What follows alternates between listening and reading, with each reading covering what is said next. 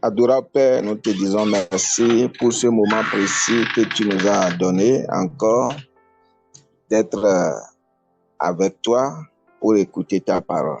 Bénis chacun de nous, bénis ceux-là qui vont se connecter pour apprendre tes paroles et que ta puissance accompagne la parole au nom puissant de Jésus. Amen.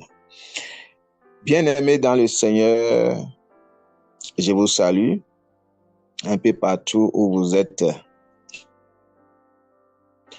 Alors, nous sommes toujours sur notre sujet, le pardon qui libère. La plupart du temps, des chrétiens, des enfants de Dieu ne savent pas que le pardon, c'est quelque chose, c'est un mystère. Il y a une grâce qui est derrière cela. Et les enfants de Dieu ne savent pas. Et quand on parle du pardon, ils voient seulement le côté charnel. Ils ne voient pas le côté spirituel. Le fait de pardonner quelqu'un, bien aimé, le fait de rester dans le pardon n'est pas seulement quelque chose de physique, c'est spirituel. De telle sorte que un jour, le maître entraîne les enfants de Dieu veut savoir comment prier et le maître, quand il a enseigné la prière qu'il faut et la fin de cela, il a dit quelque chose. Et nous allons lire maintenant, je crois, dans le livre de Luc, chapitre 11. Dans le livre de Luc, chapitre 11, du 1er au 4e verset. Je vais lire. Jésus priait un jour en un certain lieu. Lorsqu'il eut achevé, un de ses disciples lui dit, « Seigneur, enseigne-nous à prier, comme Jean l'a enseigné à ses disciples. » Il leur dit, « Quand vous priez, dites, Père, que ton règne, que ton nom soit sanctifié, que ton règne vienne. » Verset 3. « Donne-nous chaque jour notre pain quotidien. » Le verset 4, il dit, « Pardonne-nous nos péchés, car nous aussi nous pardonnons à qui nous offense. Et ne nous induis pas dans tentation. » Le mot clé là pour le pardon, le verset clé là pour le pardon, bien aimé, dans ce que je viens de lire dans le Luc chapitre 11, du 1er verset au 4e verset. Donc le verset clé là pour le pardon, c'est le verset 4. Il dit, pardonne-nous nos péchés. Bien-aimé, cela veut dire quoi? Toi qui ne veux pas pardonner, regarde combien de fois tu offenses ton maître. Regarde combien de fois tu dis des choses, tu penses des choses qui ne sont pas en accord avec la parole de Dieu, avec Dieu. Mais malgré cela, le Seigneur n'était pas écrasé sur la terre. Tu n'as pas été détruit. Il te regarde avec son amour et il te pardonne. Et la prière que nous avons fait, cette prière dans le livre de Luc, chapitre 4, chapitre 11, le verset 4, c'est quelque chose d'une alliance. Il les a amenés à faire alliance. Il les a forcés de manière à pardonner quiconque les a offensés. Parce que sans le pardon, vous n'aurez pas vos bénédictions, vous n'aurez pas la guérison de votre maladie, vous n'aurez pas votre joie ne sera pas parfaite. Et il y a beaucoup de choses qui ne peuvent pas marcher dans votre vie sans l'esprit de pardon. Voyez-vous? Donc, bien-aimés dans le Seigneur, quelle que soit l'amertume, quelles que soient les raisons, nous devons laisser passer. Nous devons laisser aller. Nous devons laisser aller, pardonner. Nous n'allons pas garder éternellement. Nous n'allons pas, même il a même dit, mais quand tu es fâché, quand pas de fâché là, quand tu es énervé, parce que qu'est-ce qui amène l'homme à se fâcher? C'est parce que quelqu'un lui a fait quelque chose. Quelque chose lui est arrivé. Et il dit, ne laisse pas ton colère jusqu'au coucher du soleil. Cela veut dire quoi? Il faut pardonner. Il faut pardonner. Mais bien aimé, à la plupart des temps, nous sommes devant les disciples de Dieu, nous sommes devant les chrétiens dites qui écoutent la parole de Dieu, qui sont vraiment à l'église, qui sont vraiment dans les lieux de prière chaque jour. Mais à un moment donné, quand quelque chose comme un test, l'examen, une offense est arrivée, ils agissent comme des hommes ordinaires. Ils agissent comme des personnes qui n'ont jamais entendu la parole de Dieu. Et c'est ce qui est extrêmement grave. Et c'est pourquoi vous verrez des personnes, des chrétiens, ils portent toujours les difficultés, ils portent toujours les maladies, ils portent toujours les rancunes, etc. Rien ne marche dans leur vie, etc. Bien aimé, mais comment les choses vont marcher? Comment ta vie pourra être avancée? Lorsque tu as vraiment, c'est comme ton ventre là, ton cœur là, c'est comme un tombeau et qui a gardé plusieurs cercueils. Ça ne marchera pas. Des gens prennent des décisions, disent non, je ne vais jamais le saluer, je n'aurai rien, quelque chose, je n'aurai rien avec lui. Non, le Seigneur n'a jamais fait ça. Le Seigneur n'a jamais fait ça. S'il l'a fait, bien-aimé, nous ne serons pas là aujourd'hui. Tu ne serais pas là aujourd'hui. Parce que pourquoi? C'est nous, c'est toi, nous qui avions craché sur lui. Parce que lorsque nos ancêtres le font, lorsque nos parents d'alors le font, c'est nous qui l'avons fait. Si il n'a pas pardonné à nos parents d'alors, bien-aimés, ceux-là seront déjà détruits et la terre serait vraiment une terre vraiment vide et nous ne serions pas là aujourd'hui pour parler du Seigneur. Nous ne serions pas là aujourd'hui. Donc, toi qui es vraiment attaché à ce qui a été fait, l'amertume, c'est des choses qu'on t'a déjà fait, le tort qu'on t'a déjà fait et tu as gardé cela, le Seigneur t'interpelle ce matin, le Seigneur, à ce moment, le Seigneur te met à garde. De faire quoi? De laisser passer et de ne plus maintenant regarder ces choses et de les effacer. Effacer-les dans ton cœur. Dans le livre de l'Hébreu, chapitre 12, verset 15. Hébreu 12, verset 15, il dit quoi? Il dit, veillez à ce que nul ne se prive de la grâce de Dieu, à ce qu'aucune racine d'amertume poussant des rejetons ne produise du trouble et que plusieurs n'en soient pas infectés.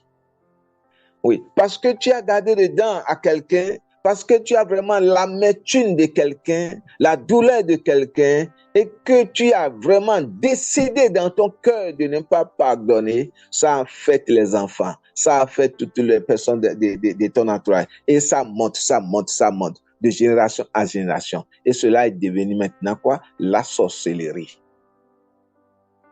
La sorcellerie, la haine, des difficultés. Pourquoi? Du simple. L'ordre que le Seigneur nous a donné, du simple de pardonner. Laissez aller. Laissez aller. Laissez aller. Comme les Anglais disent, let it go. Let it go. Laissez aller. Laissez aller, ma soeur. Mon frère, laissez aller. Le Seigneur est fidèle. Il est vraiment fidèle. C'est au moment où tu as laissé aller que tu vas voir que les voies vont s'ouvrir. Le fait de pardonner quelqu'un n'est pas veut dire que tu es en position de la faiblesse. Non, non, non, non, non, non. Les gens disent non, non. Est-ce que je suis bête, je suis bête? Non, tu n'es pas bête. Tu n'es pas en position de la faiblesse. Au contraire, tu es en position de la force. Parce que, à des moments donnés, bien aimé, l'individu, l'opposant dit, mais malgré tout ce que je lui ai fait, malgré les injures, malgré ci, malgré ça, le tort que je lui ai fait, mais il m'a vraiment pardonné. Est-ce que c'est réel? Lui il va se douter de ce pardon. Voyez-vous? Il va se douter de ce pardon. Il va demander, est-ce que c'est réel? Mais c'est réel. C'est du fond de ton cœur. Tu l'as fait. Pourquoi? Parce que ton maître te l'a commandé de le faire. Ce que ton maître t'a commandé de le faire et tu le suis, il y a la bénédiction dedans. C'est pourquoi le pardon n'est pas seulement, ce n'est pas seulement bien aimé, ce n'est pas seulement l'aspect, ce n'est pas seulement l'aspect physique. Ce n'est pas seulement l'aspect physique. Pour que nous regardions maintenant l'aspect physique, non, non, non, non, non, non, non, non, non. C'est au-delà de l'aspect physique. C'est spirituel. C'est ce que nous devions savoir. C'est spirituel. Amen. Donc, bien-aimés, voilà, je vous ai dit que le pardon aussi, qu'est-ce que ça fait? Le pardon, ça nous libère de notre guérison et ça fait beaucoup de choses. Dans Jean chapitre 8, quelque chose s'est passé là lorsque une femme a été surprise de l'adultère et que la loi de Moïse a écrit de lui lapider. Voyez-vous, qui parmi nous qui sont vraiment propres, qui est saint sur la terre. Bien-aimé, chacun de nous fait l'effort d'être semblable à Dieu, d'être comme lui. À chaque jour que Dieu fait, nous faisons l'effort de le ressembler. Et cet effort dépend de comment nous nous approchons de la parole de Dieu, comment nous nous approchons de l'écriture, comment nous sommes imbibés dedans. Voyez-vous?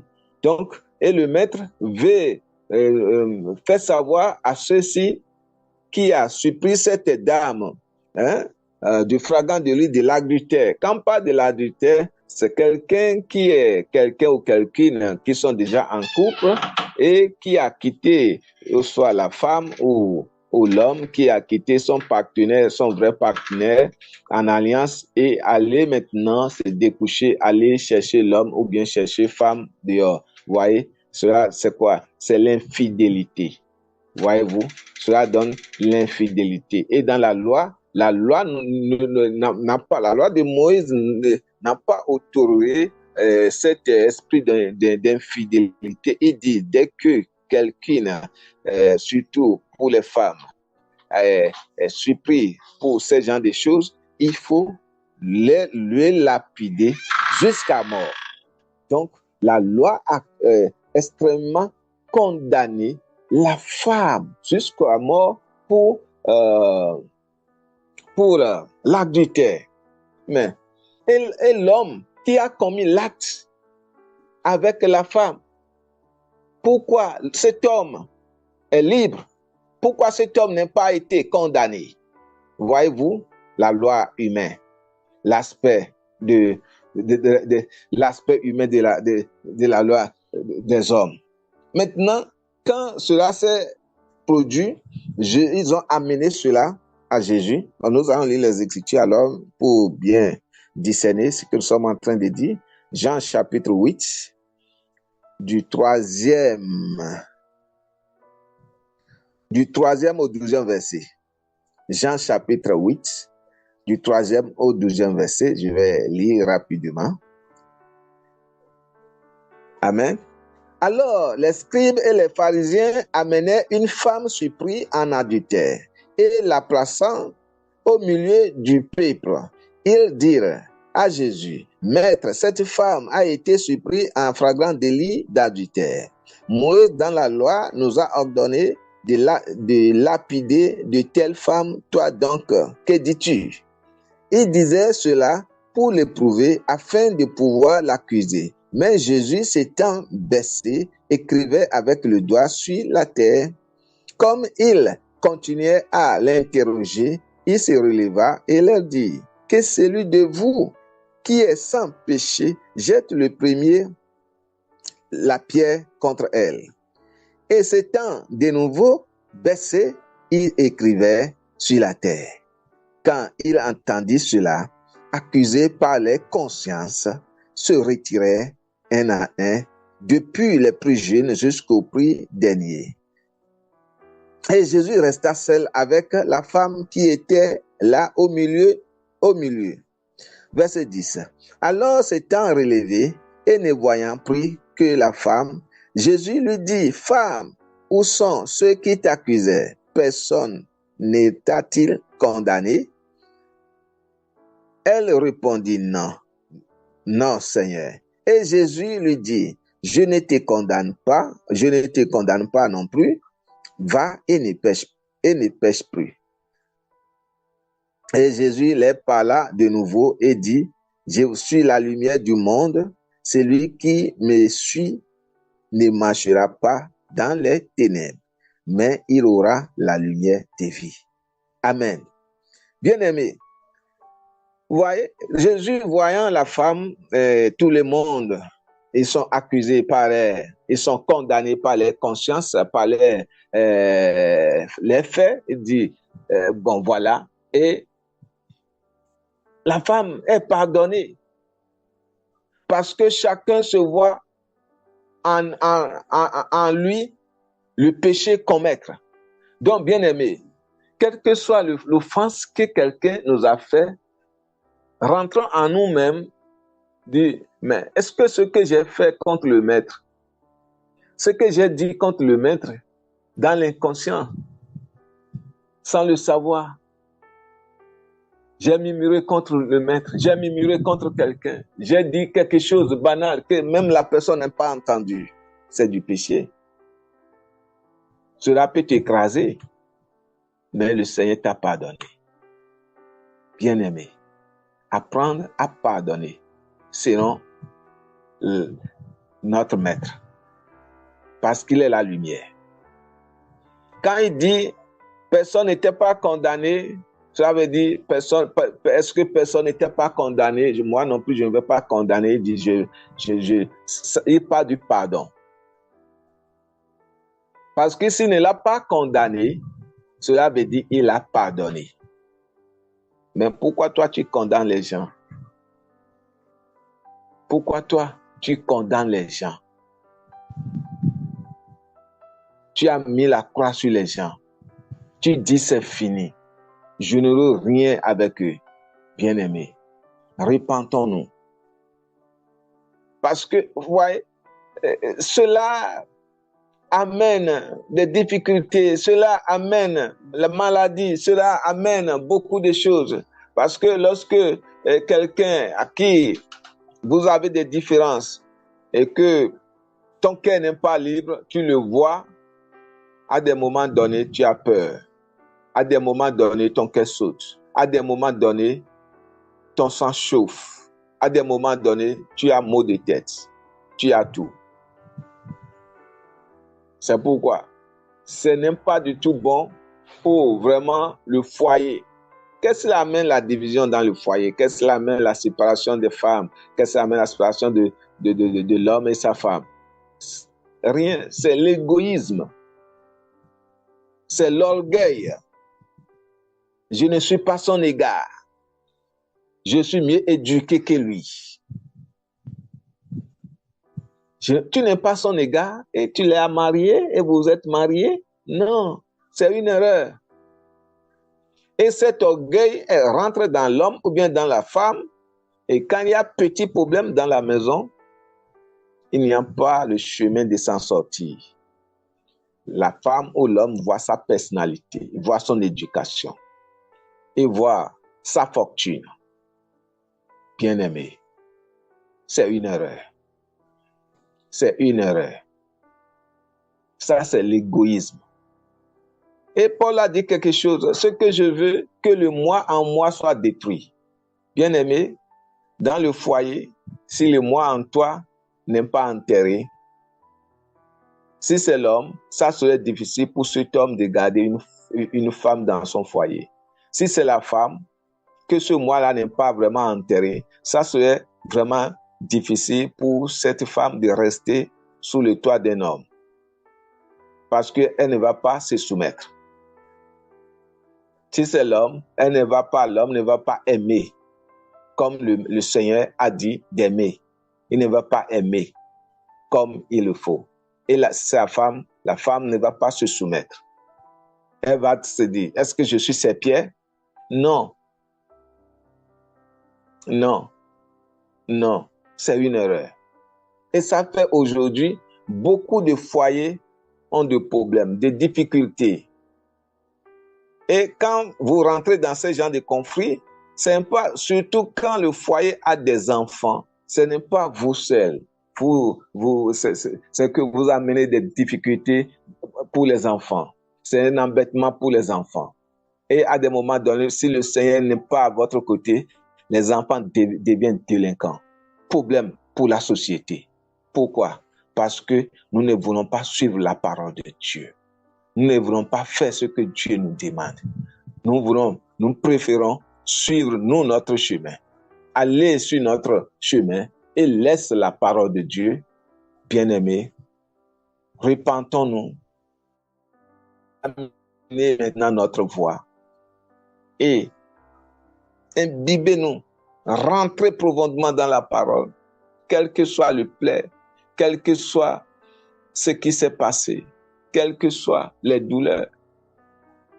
Rappelle-toi, le Maître, Jésus-Christ de Nazareth, quand il voudrait mourir, quelle est la dernière prière qu'il a faite à ces gens-là? Il dit, Père, pardonne-les, car ils ne savent pas ce qu'ils font.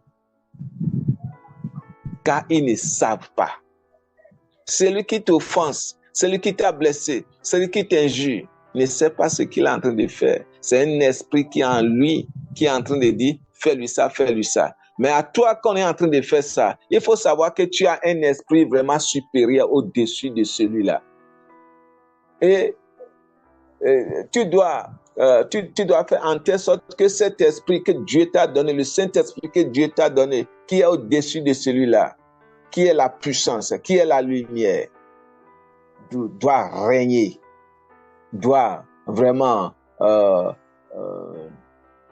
être cet esprit. Vous savez, dans le livre de Genèse, quand il les a créés, Genèse, quand il les a créés, l'homme et la femme, Genèse 1, verset 21, nous allons regarder ça. Je vais terminer avec cet verset. Genèse 1. Genèse 1, verset 26. 26 au 28. Genèse 1, verset 26 au 28. Je lis. Puis Dieu dit, faisons l'homme à notre image, selon notre ressemblance, et qu'il domine sur les poissons de la mer, sur les oiseaux du ciel, sur le bétail, sur toute la terre et sur tous les reptiles qui rampent sur la terre. Dieu créa l'homme à son image et il les créa à l'image de Dieu. Il créa l'homme et la femme. Dieu les bénit et Dieu les dit, soyez féconds, multipliez, remplissez la terre, assujettissez et dominez sur les poissons de la mer et sur les oiseaux du ciel, sur tout animal qui se met sur la terre. Bien-aimé, qu'est-ce que le mot que je voudrais amener là? C'est le mot dominer. Dieu nous a à la création, avant que tu ne sors avant que tu ne sors du ventre de ta maman, tu as cet esprit de domination. Tu as cet esprit. Regardez, on nous a appris que le sperme qui est rentré dans l'enveloppe qui est dans nos mamans, c'est des milliers. Mais beaucoup sont détruits sur le chemin, mais parce que tu as la vie, tu es victorieux. C'est pourquoi tu es sorti, on t'appelle maintenant Victoire. C'est pourquoi tu es sorti vivant, on t'appelle maintenant Paul. C'est pourquoi tu es sorti vivant, on t'appelle le nom que tu es en train de t'appeler. Oui, c'est pourquoi tu n'es pas, la vie là est en toi. L'esprit de dominer, tu as dominé depuis le ventre de ta maman. Tu n'es pas devenu le sang est quelques jours et le sang a coulé et c'est fini. Mais tu as cet esprit. Rappelle-toi que j'ai l'esprit de domination. Je domine sur ma situation. Je domine. J'ai l'esprit de guérison au nom de Jésus. Je domine, je pardonne. Bien-aimé, confesse cela, dis cela à chaque jour. L'esprit de domination est en moi. Dieu m'a créé. Il m'a donné cet esprit. Le Saint-Esprit en moi. L'Esprit de Dieu en moi. Ainsi, tu pries. Ainsi, tu continues de confesser la parole. Confesser la parole midi, matin, soir. Confesser la parole. Cette parole-là que tu connais, que Dieu parle sur toi. Oh, il m'a guéri. Au nom de Jésus. Merci pour ma guérison. Oh, même si tu sentais la maladie, même si tu sentais les douleurs, dis-lui merci chaque jour, à chaque instant. Bien-aimé, tu te verras être libéré, guéri. Pourquoi? Tu as pardonné et tu continues à proclamer la parole de Dieu. Et que Dieu te bénisse. Lorsque tu mets ces paroles en pratique, que la puissance de Dieu qui sort avec cette parole te guérit maintenant même. Au nom puissant de Jésus, lève-toi sur les lits de l'hôpital, sur les lits de maladie. Oh, que ceux-là qui ont des problèmes du foyer, je prie maintenant que la paix rentre maintenant dans ce foyer, au nom puissant de Jésus. Que ceux-là, que les enfants vraiment sont insupportables. Je prie que l'Esprit de Dieu ramène ces enfants maintenant, que l'Esprit de Dieu rentre en ces enfants maintenant, que l'Esprit de Dieu vous récupère maintenant ces enfants, au nom puissant de Jésus. Que là où il marque l'amour dans le foyer, l'Esprit d'amour rentre dans ces foyers et bénisse ces couples, au nom puissant de Jésus. Merci et à la prochaine.